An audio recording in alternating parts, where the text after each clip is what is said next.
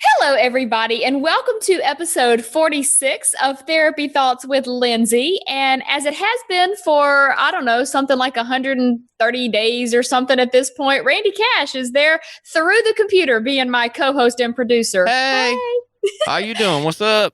Oh man, just still making it in life, trying to, get all of the pieces in place so that I don't feel quite so scattered like I'm doing 100 things at once. Although Understood. I'm starting to think that just may be my general operating procedure because I seem to enjoy having 87 things going on at once. It seems to be the standard of my living. Welcome to the new normal, as they say. Sure. I don't know if this is the new normal or it's just my ordinary normal or whatever. Somebody did. An entrepreneur friend of mine asked the other day in like a Facebook post, do you like the online networking world or do you miss like in person? And it's like, I do miss people. Like I miss getting to record with you. I miss getting to just give you a hug, be like, hey, how's it going? But I also I like the technology and the ability to connect through the computer and to feel like, if I want to wear pajamas all day on the bottom half of my body, I can. Yeah, understood. Like I said, I miss hanging out with you. There may be one other person, but otherwise, no, I kind of like you. This isn't so bad. I don't mind everybody keeping their distance and, because I'm just kind of that way, but in a good, respectful way. I mean that. Yeah, I think yours and mine's a little different. Like I think you like the distance thing. I think for me it's just the convenience of it. It's like if I want to see a client and then go right into writing a blog and then go right into recording a podcast or doing some kind of a media thing, or I go set up in my recording studio in my front bedroom and record a video, I feel like the day kind of flows a little better because I never have to leave the house. But then there's also that, I don't see people, which I miss a little bit. So yeah, it's a whole thing. But anyways, we missed last week recording, not missed. We just decided to actually take a break. And I thought maybe I'd give people a little bit of a sneak peek as to what I've got coming up because I've been doing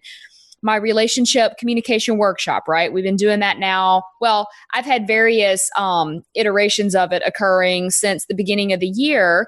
And, I like to think that I am someone that is open to feedback and tries to continually like streamline my processes. And so essentially, I am in the midst of a little bit of a redesign. I love the flow of the workshop, but have had a number of people go through it and either they've made requests of things that I could add in or have said, this didn't flow exactly the way, like I kind of like this instead. And so I'm taking that feedback and I'm trying to redesign some of the elements so that it not only flows better, but I'm also adding a whole lot more stuff in. So as of right now, you have access to the free relationship communication guide. That's free for anybody that wants to download it. No strings attached.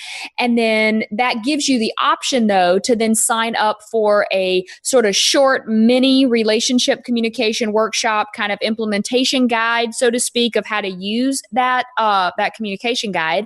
And then there's like the full relationship communication workshop, which is where I give you access to all of the tools that I give my clients and sort of the best practices that would happen if you were to see me in a clinical setting, but you can consume it on your own. Well, I had some people that were like, God, you're a sex therapist. I was really hoping there would be like a whole section on the sex therapy stuff. Like you left it out. You left us hanging.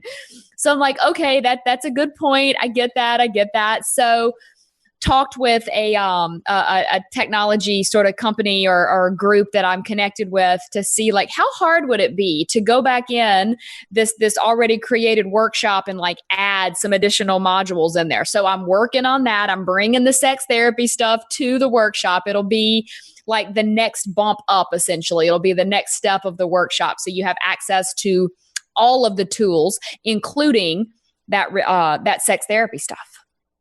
Yeah, sex is very important in a relationship for most people, I would assume. I would think, though, if you can improve, because sometimes those things they go up. Your sex life, I guess, in a relationship goes up and down. It's only natural. But I would think if you're able to correct some of the other communication and the Mhm.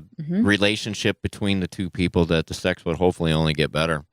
You are so right. You don't even know how right you are, but you Yes, might I because you do. probably experienced it. Yeah.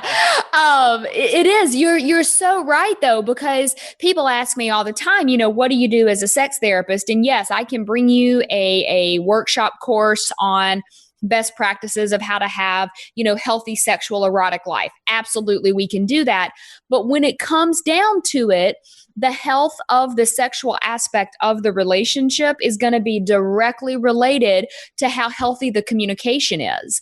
Because if there's a disconnect in other areas of intimacy, and communication is definitely one of those areas where intimacy matters. It's sort of the bonding agent that allows people to feel heard and listened to and connected to their partner. And if you don't have those elements, I'm not saying that the sex piece can't be there, but it may not go to that level of connected depth and feeling in tune with one another.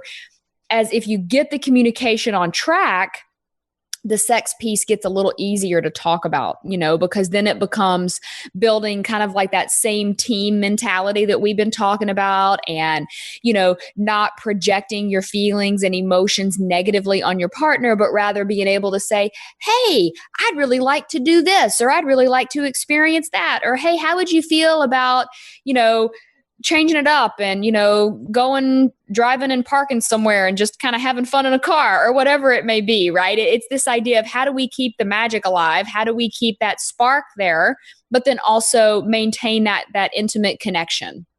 I would say you would start by opening up the communication and strengthening Mm-hmm. that. Then hopefully you will learn to trust one another more. And Yeah. I don't know if you're engaging in those type of activities with somebody that you trust. For me, it's usually a lot better. Yeah, it's that it is going to be one of the things I hear a lot is people will talk about, oh, we're not in the new stages of the relationship anymore, and things feel like maybe they've gotten a little flat, or they don't feel like it's as exciting as they once did. And so part of the sex therapy module that I'm creating, or the little piece of the additional workshop, we're going to talk about ways to continue inputting different excitement factors into a long-term commitment, as well as how to differentiate between the short-term kind of love affair versus a long-term committed relationship. And they do operate differently. There's going to be some elements of each that I think people, want and long for. And it is possible to find ways to kind of keep that magic alive, so to speak, in the relationship. So it is something I'm really looking forward to kind of adding to. I like the fact that doing these online workshops and creating online courses and whatnot allows not only me to get the info to a larger audience of people, but I think it also allows for me to continue to kind of like refine my processes, and to be like, wow, so what do I really do with clients on a regular basis? What are those best practices? And it kind of keeps me on my toes, because then I have to make sure that I'm, crossing all my T's and dotting all my I's and including all of the things, because I get used to doing it. So sometimes I don't really think through all of the steps that are really involved. So it's been kind of a fun learning experience in that way also. Yeah, when you start that new relationship, we talk about this all the time. Like, you're running hot, and I call it that brain chemistry love, Uh-huh. and the brain's all going crazy, and you're not making good decisions all the time, and those types of things. It does come down, but okay, Mm-hmm. I'm going to use a really dumb analogy, and I'm sorry, but it's going to work well. To Okay. me, love is like these here Chuck Taylors that I'm wearing. I see them. They're very comfortable, and they're older, and I love wearing them. I have some newer ones over that look great, but there's just something about the way Mm-hmm. these feel. They are Mm-hmm. the most comfortable that I own, and those are the ones that I want to be with, and those are the ones I want to Mm-hmm. wear because they're the most comfortable to me. Mm-hmm. That's what I think. Yeah.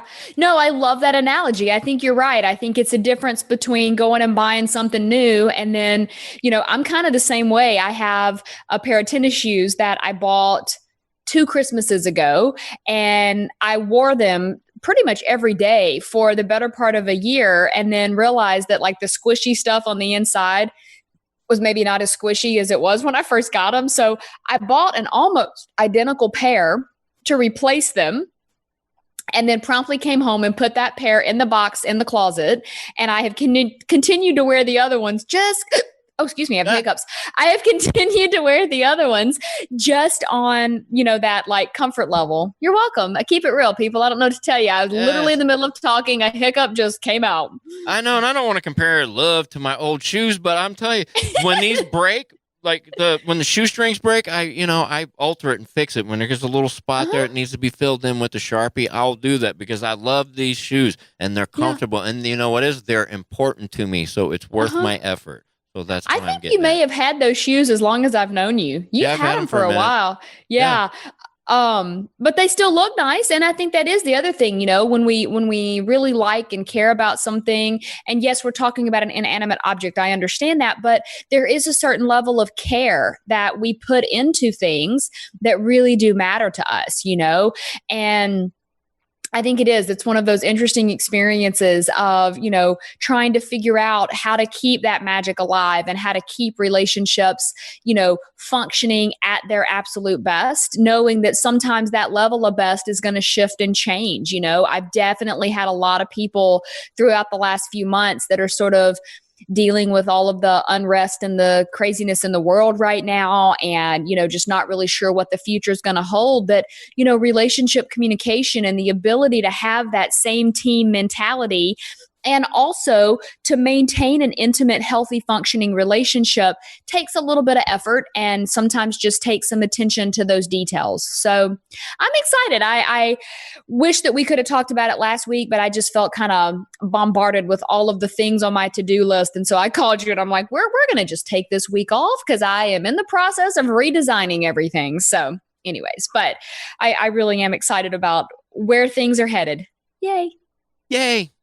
Yeah, I was a bit worn out actually the other night, so it was okay. I was laying in bed, laying down, like, oh, we're gonna do this tonight. I'm gonna get up, I'm gonna make a pot of coffee, and I'm gonna get in there and we're gonna record. And I got the call. When I called you, you did seem like you were kind of like real relaxed. I was just tired. I started, like we were talking before a little bit, I merged my business and started some new venture here, and I've been working my butt off. I'll say that. There you go.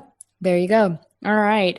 So if people do want to connect with you, I know we got to wrap it up for the day, but if they want to follow along with your hilarity, where can they find you? On the Instagrams at rcash comedy. Thank you very much. Awesome. Thank you very much. If you are interested in learning more about my relationship communication workshop or just anything about what I've got going on, you can go to lindsaywalden.com. There's access to the blog that I write each week, past podcast episodes, all of those things, as well as a link to the workshops. You can also follow me all over social media. On Facebook, it's at Lindsay Walden Consulting or Lindsay Walden Therapy. On Instagram, it's at This Is Lindsay Walden. On TikTok, which is really kind of blowing up over there, I'm having fun, it's at This Is Lindsay Walden. And I'm always taking requests for videos you may like to see me put out there. And then on Pinterest, you can find me at Therapy Thoughts. So I'm all over the place. Would love to connect with you. And until next week, keep living your best life. And we will be back with more very soon.